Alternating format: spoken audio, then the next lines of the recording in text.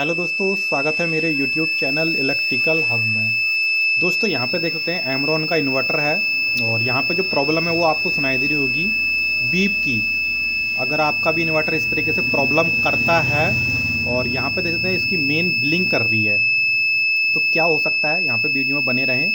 मैं इस वीडियो में बताऊँगा कि अगर इस तरीके का फॉल्ट आता है तो ये एकदम नॉर्मल फॉल्ट है, इसको टेक्नीशियन को दिखाने की ज़रूरत नहीं होती है, आप खुद भी कर सकते हैं। तो यहाँ पे ये कुछ और चीज़ रिपेयर हो निकले आया था, तो सोचा कि मैंने ये फॉल्ट को भी क्रिएट करके यहाँ पे दिखाया जाए।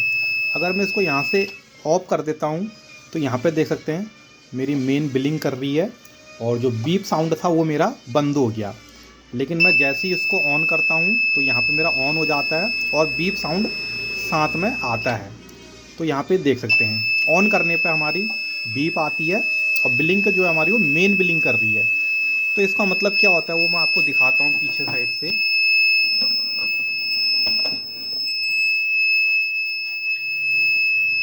यहाँ पे देख सकते हैं इसके बैक साइड में यहाँ पे एक एमसीबी लगी हुई है, जो कि इन्वर्टर जो है हमारा एमरॉन का, इस मॉडल में आपको एमसीबी देखने को मिलेगी।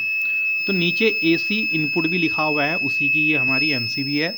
अगर आप सिंपली इसको ऊपर कर देंगे तो यहाँ पे हमारी जो बिलिंग है वो हमारी हट जाएगी और यहाँ पे देख सकते हैं चार्जिंग आ गई है, मेन स्टेबल हो चुकी है। पहले ये बिलिंग कर रही थी, अब स्टेबल है और अब चार्जिंग बिलिंग कर रही है। इसका मतलब है कि चार्ज हमारा हो रहा है।